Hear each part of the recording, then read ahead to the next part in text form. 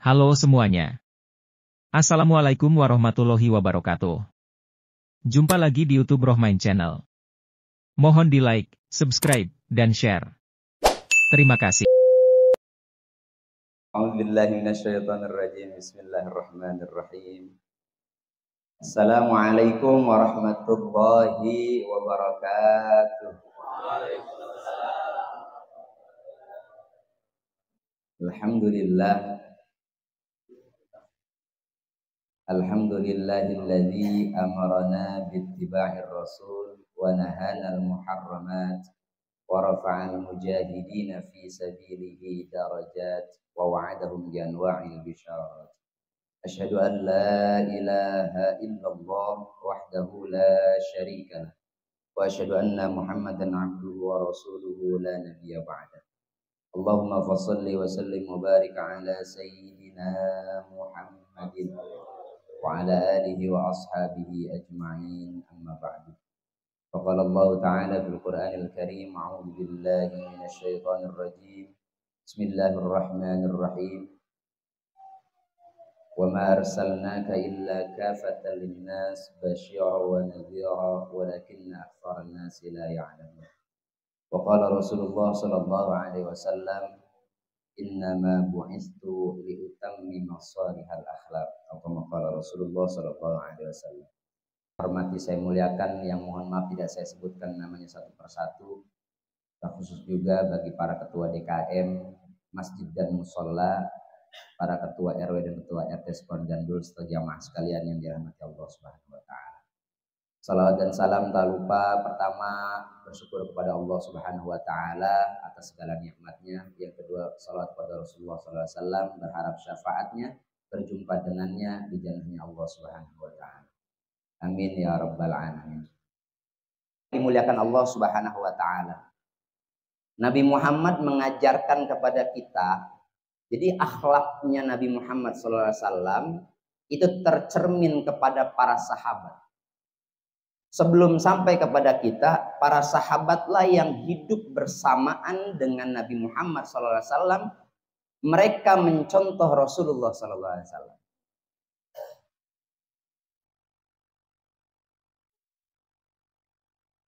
Kelahiran Nabi Muhammad SAW, sebelum dilahirkan di muka bumi ini, Allah sudah menciptakan nurnya, cahayanya. Jadi Nabi Muhammad belum dilahirkan, nurnya sudah tercipta. Maka dalam Maulid Ad-Dibai itu ditanyakan. Apa tuh pertanyaan Nabi? Qila huwa Adam. Betul nggak tuh? Itu pasal berapa tuh itu? Pasal 2 ya. Pasal 2. Qila huwa Adam. Ini nur siapa? Adam belum diciptakan, nur Nabi Muhammad sudah diciptakan. Qila huwa Adam. Ini nurnya siapa? Ini nurnya Adam. Malaikat nanya sama Allah, ya Allah, ini nurnya siapa? Cahayanya siapa? Qila huwa Adam. Apakah ini nur cahayanya Adam? Bukan. Maka dari cahayanya Nabi Muhammad tercermin pada Nabi Adam, maka Nabi Adam dikatakan dia mempunyai derajat yang paling tinggi. Kenapa? Karena Adam adalah bapaknya para manusia. Malaikat nanya lagi, kalau bukan punya Adam siapa? Qila huwa Nuh. Apakah cahayanya itu cahayanya Nabi Nuh?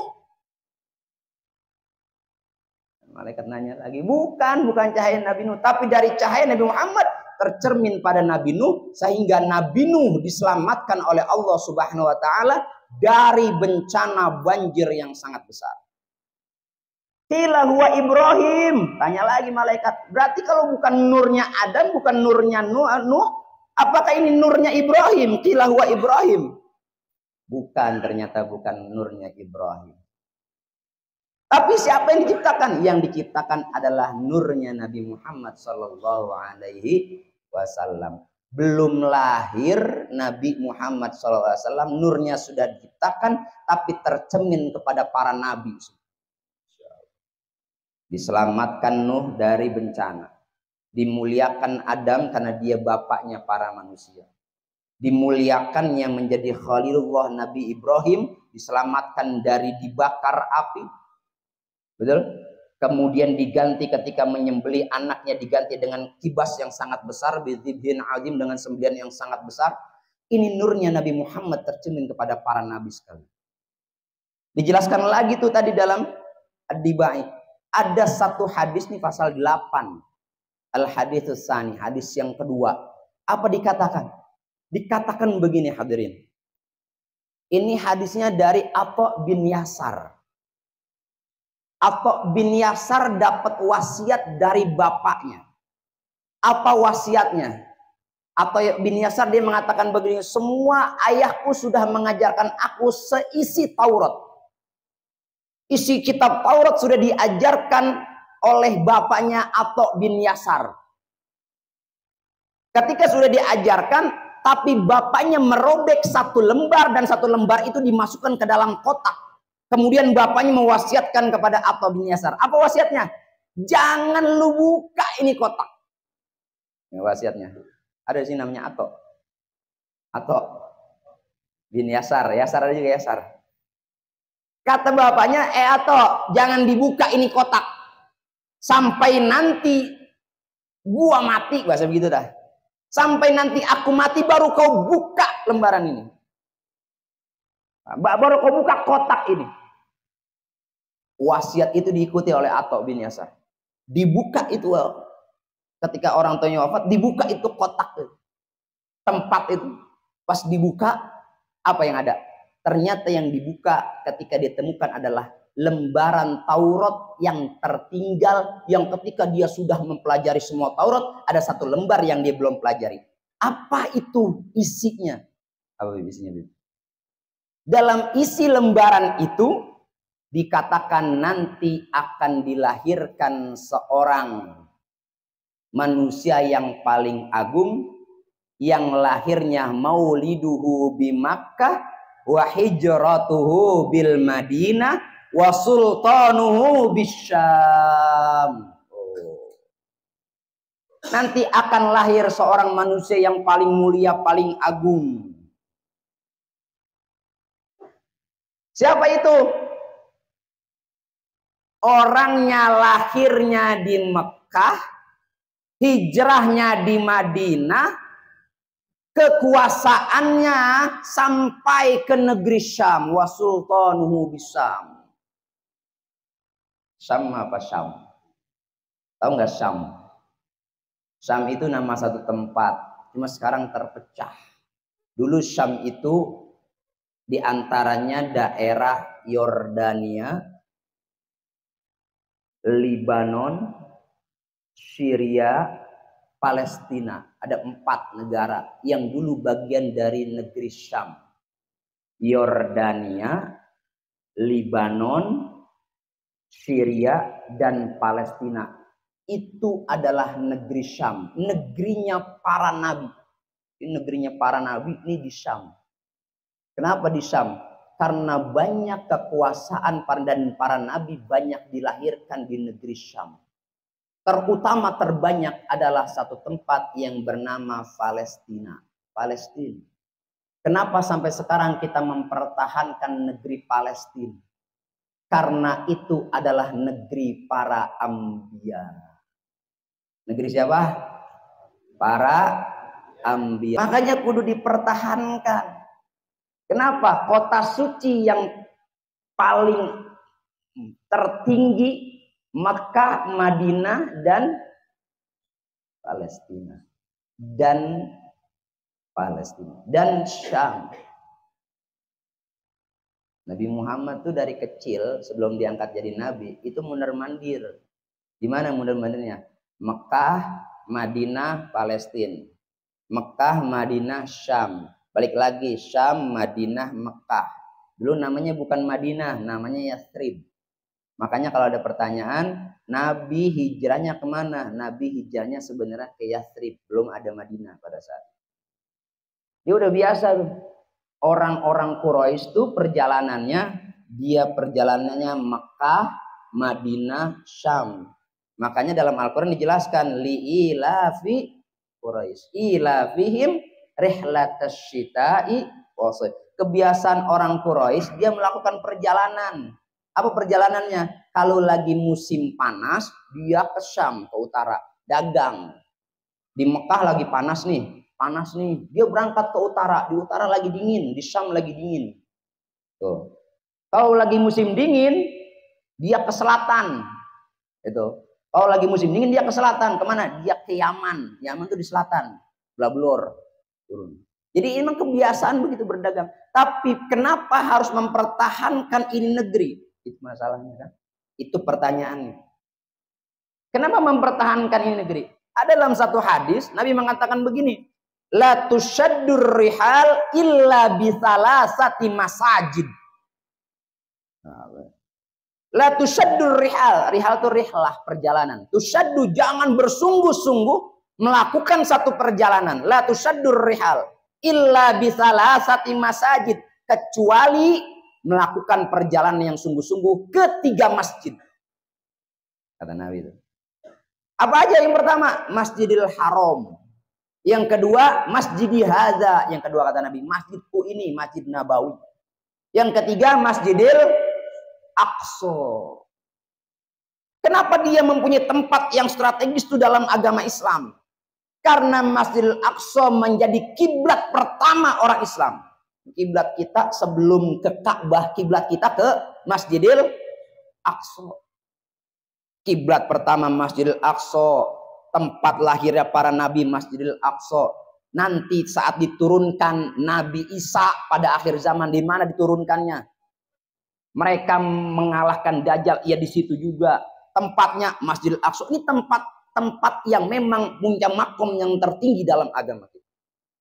Makanya mesti mempertahankan itu. Di Masjidil Aqsa, Masjidil Aqsa itu bukan masjid yang warnanya gold, yang kemas-kemasan, bukan. Yang kemas-kemasan itu namanya Qubbatus Sakhr atau Dome of the Rock. Di dalamnya batu-batuan, bebatu-batuan. Tempat Nabi proses Isra Mi'raj dari Masjidil Aqsa, Sidratul Muntaha. Di situ tempatnya. Masjidnya yang mana? Masjidnya yang kubahnya rada-rada hitam, abu-abu hitam. Itu masjidnya. Jelas ya? Jelas. Jadi begitu, tempatnya begitu. Dan sekarang tugas kita adalah mempertahankan Al-Aqsa. Gimana caranya? Tiap hari kita nonton media sosial. Isinya pembantaian, betul? Pembantaian isinya kan? Betul? Pembantaian isinya, betul? Ya, kalau melihat anak-anak kecil palanya hilang gimana sih? Perempuan udah lepas pakaiannya gimana sih? Kita ngelihat orang, jangan usah ngeliat orang. Kucing di jalan raya kelindes. Berhenti kita turun dari motor, benar nggak? Kita pinggirin, kita rapiin, apalagi manusia. Maka untuk membela Al-Aqsa tidak perlu jadi seorang muslim kita. Cukup jadi orang. Cukup jadi orang. Untuk membela Al-Aqsa. Nggak perlu jadi muslim. Artinya siapapun itu, agamanya apapun, dia punya kewajiban membela Al-Aqsa. Bukan hanya keterkaitan Al-Aqsa dengan agama Islam. Bukan. Itu mas. Cukup jadi orang aja kita. Ya Allah, ngerenes ya, nget foto, video. Setiap hari ada. Tapi coba-coba naikin tuh video di Facebook, hilang langsung. Naikin video di Instagram, hilang langsung gambarnya. Foto-foto pembantaian itu hilang langsung. Kenapa? Ya memang medianya punya mereka semua. Yang punya Instagram, punya Facebook, yang punya WhatsApp namanya Mark Zuckerberg. Yahudi tulen. Kadang-kadang juga kita terlalu berlebihan, diboikot semua produk Yahudi. Iya, kita postingnya, share-nya di WA. WA-nya punya Yahudi. Berarti kita nggak usah pakai WA. Karena WA-nya produk Yahudi. Jadi lewat ngomongan begini aja nih, kita kira nyampe kan gitu. Nggak, paling tidak kita punya kemauan untuk menekan pergerakan mereka, menekan aksi-aksi genosid. Genosid itu artinya ngabisin orang gitu. Apa sih istilahnya? Ya, pembunuhan, penghilangkan nyawa orang banyak dalam wilayah namanya genosid. Pembantaian dulu. Paling tidak itu. Bapak Ibu yang dimuliakan Allah Subhanahu wa taala. Maka kalau kita tidak bisa membantu mereka dengan apa yang kita miliki, entah dengan harta, dengan tenaga kita. Saya yakin di sini kalau Bang Okay bisa berangkat ke Palestina, berangkat dia dari kemarin. Udah siap dia bawa apa namanya? Kira-kira kalau di sono tumbuh bambu itu, kita pakai bambu runcing itu kayak zaman dulu. Man di sono nggak ada bambu. Pakai apa itu? Gimana caranya? Kita mau akses ke sana nggak bisa, kita mau berangkat sana nggak bisa, serba salah. Seandainya dibolehkan orang Indonesia berangkat ke Palestina, pasti pulang dituduh teroris. Berangkat nih orang ke sono, bela nih, pulang, wah teroris ini, langsung dicap tuh. Udah langsung begitu tuh. Padahal kita menolong saudara kita di sana. Tapi kata Allah tenang. Dalam Al-Baqarah 153 kata Allah tenang. Apa perintah Allah? Ya ayyuhalladzina amanu sta'inu bis-sabri was-shalah innallaha ma'as-sabirin. Hei orang-orang yang beriman.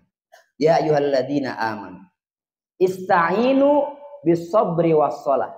Mintalah pertolongan kepada Allah dengan cara sabar dan sholat. Kurang sabar apa mereka? Itu cara mereka. Sholatnya nggak pernah tertinggal.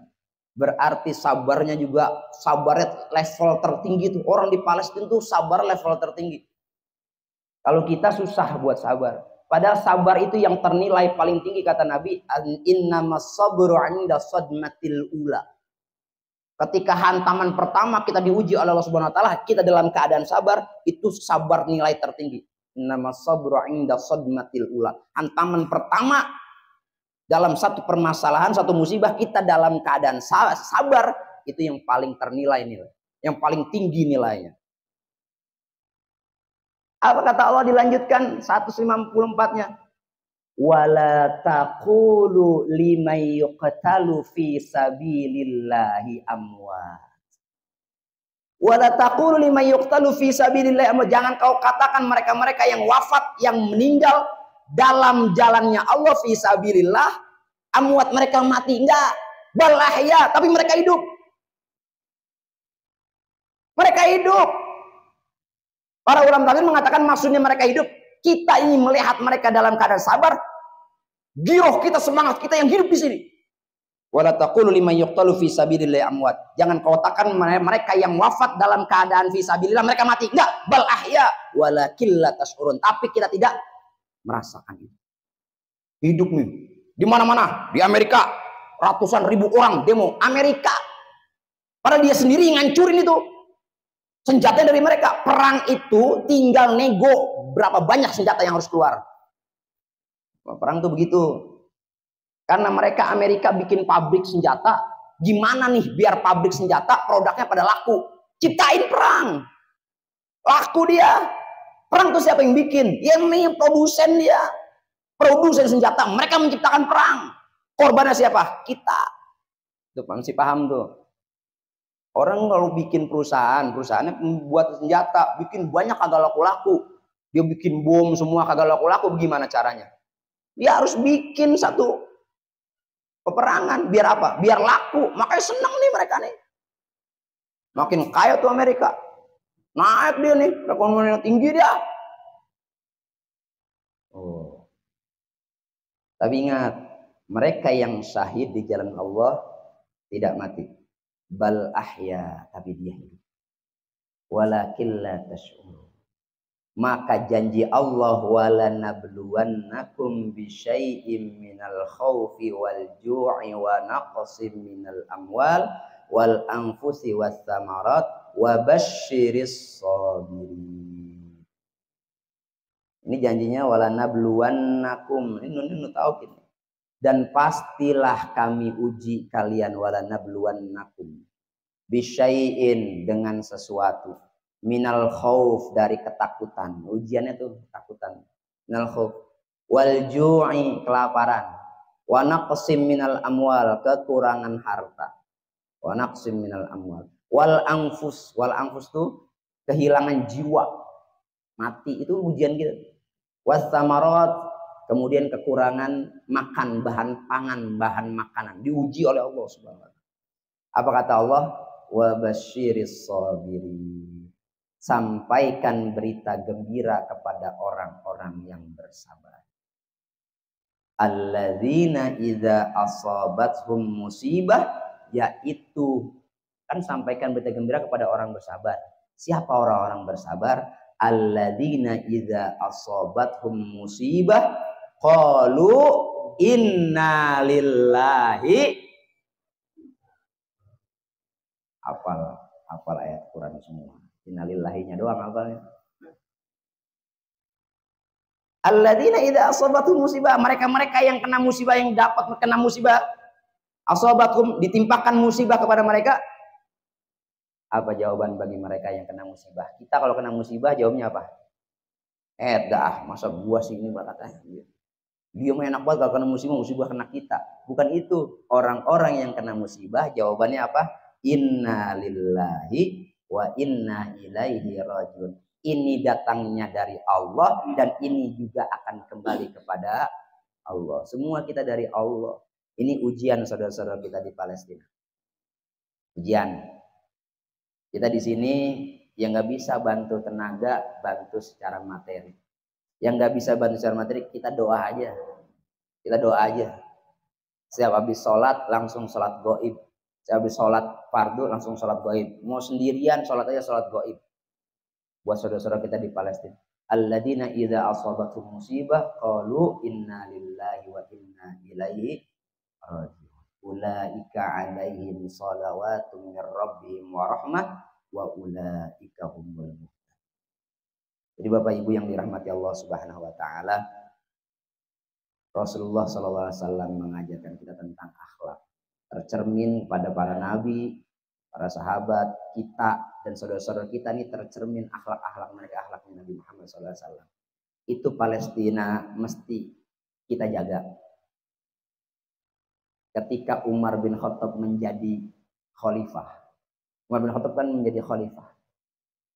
Kemudian dikirimlah utusan-utusan para gubernur ke setiap negeri. Dulu Palestina dipimpin oleh orang yang agamanya Nasrani, orang Kristen yang mimpin Palestina. Palestina itu dikuasai sama orang Kristen sebelum Umar bin Khattab kuasai. Kemudian pemimpin Nasrani ini mengatakan, karena begitu banyak pemeluk agama Islam yang menguasai, yang hadir, yang datang di Palestina, kata pemimpin Nasrani, ini masjid kamu, kuncinya saya tidak akan berikan, kecuali saya akan berikan langsung kepada raja kamu. Orang-orang Islam yang ada di Palestina, dia menghadap khalifah Umar bin Khattab. Umar bin Khattab berangkat menuju Palestina, berdua dengan sahabat lainnya, berdua dengan pembantunya, dengan asistennya, dia berdua. Naik onta, ganti-gantian. Nanti Umar bin Khattab naik, itu asistennya geret-geret. Nanti di perjalanan gantian, ntar asisten naik, Umar bin Khattab yang geret-geret. Ntar dalam perjalanan lagi, gantian Umar naik, yang geret-geret asistennya. Ini dalam Asharus Sahabat dijelaskan nih. Ya, dalam Asharus Sahabat. Gantian. Pas sampai Palestina, pas sampai ke Syam, sampai Palestina, itu orang Nasrani yang megang kunci Masjidil Aqsa. Dia mengatakan, bertanya kepada orang Muslim bersitu, ini mana rajamu, saya tunggu nggak datang-datang. Itu Umar bin Khattab lagi geret-geret ontaknya, asistennya lagi di atas. Asistennya lagi di atas, lagi naik ontak, dia yang lagi narik ontaknya. Orang Islam mengatakan, itu raja kami, itu pemimpin kami, itu khalifah kami, namanya Umar bin Khattab. Apa kata orang Nasrani? Ini orangnya. Ya. Ternyata saya memang pantas memberikan kunci ini, kunci Masjidil Aqsa kepada orang ini. Kenapa? Karena orang ini akhlaknya sangat tinggi, akhlaknya sangat luhur, akhlaknya sangat baik. Kenapa? Dia termasuk orang yang mau melayani orang. Bayangin. Jadi akhlaknya Umar bin Khattab itu orang galak. Tapi dia di lain sisi punya sisi kemanusiaan yang sangat tinggi. Umar bin Khattab galak, ganas, anaknya bayi aja dipendem sampai mati. Dia nggak mau punya anak perempuan. Nanti kalau punya anak perempuan nggak bisa dibawa perang, nggak bisa diajak perang. Maka anak perempuannya ketika lahir dipendam sampai mati. Makanya Umar bin Khattab nangis mulu, ya Allah, saya pernah zalim, saya pernah ngubur anak saya perempuan, dipendam sampai mati. Ketika dia masuk Islam, dia bertobat kepada Allah Subhanahu wa taala, galak. Bahkan dalam satu hadis Umar bin Khattab kalau ketemu setan, setannya kabur. Lihat Umar bin Khattab, saking galaknya tuh Umar bin Khattab. Jadi cerminan ini akhlak tuh banyak. Rasulullah mengajarkan kita dengan akhlak yang sangat apapun itu. Nabi Muhammad tuh kepada yang muda dia sayang. Apa kata Nabi Muhammad SAW? Laisa minna man lam yarham saghirana wa lam yu'aqqir kabiran. Bukan golongan saya, kata Nabi, siapa dari mereka yang tidak menyayangi yang lebih muda dan tidak menghormati yang lebih tua. Bukan golongannya tuh. Makanya tercermin oleh kita-kita nih yang masih muda di sini, siapapun, saya contohin kepada yang masih muda, yang tua yang cium tangan, itu caranya Nabi Muhammad SAW mengajarkan kita. Ya, laisa minna man lam yarham saghirana wa lam yu'aqqir kabirana. Bukan golonganku, kata Nabi Muhammad. Di antara mereka kalau mereka tidak menyayangi yang lebih muda dan yang muda tidak menghormati yang lebih tua. Itu. Yang lebih tua ilmunya dikit, ya ilmunya dikit, tapi mereka makan asam garamnya lebih banyak. Betul? Makanya kolesterolnya tinggi, asam uratnya tinggi, makan asam garamnya lebih banyak. Tuh. Artinya hidupnya lebih banyak, lebih lama, pengalaman lebih tinggi. Itu caranya tuh. Bagaimana kita dihormati oleh orang lain, maka hormati dulu orang lain, maka orang lain akan menghormati kita. Sama seperti bagaimana anak kita menghormati kita, tergantung bagaimana cara kita menghormati orang tua kita. Kan gitu. Betul ya? Birru aba'ukum tabirrukum abna'ukum. Maka hormatilah orang tua kita, maka nanti anak-anak kita akan menghormati kita. Itulah hal-hal yang diajarkan oleh Rasulullah SAW. Terakhir, saya ucapkan terima kasih kepada DKM Mushola Al-Ikhlas. Bapak Ibu yang dimuliakan Allah Subhanahu wa taala, berdoalah untuk diri kita, berdoa untuk orang tua kita, berdoa juga untuk sahabat-sahabat kita, saudara-saudara kita terus yang ada di Palestina. Mudah-mudahan Allah kuatkan iman Islamnya, Allah berikan kesabaran kepada mereka, Allah menangkan para pejuang-pejuang kita. Ya, mudah-mudahan juga mereka-mereka yang syahid, yang diwafatkan oleh Allah dalam peperangan ini, disebutnya perang, karena ada perlawanan, mudah-mudahan mereka dipertemukan di surganya Allah bersama kita. Amin ya rabbal alamin. Kurang lebihnya mohon maaf. Wassalamualaikum warahmatullahi wabarakatuh. Demikianlah hasil liputan video ini. Mudah-mudahan bisa memberikan informasi yang bermanfaat untuk semuanya. Terima kasih telah menonton video ini sampai selesai. Mohon di-like, subscribe, dan share. Wassalamualaikum warahmatullahi wabarakatuh.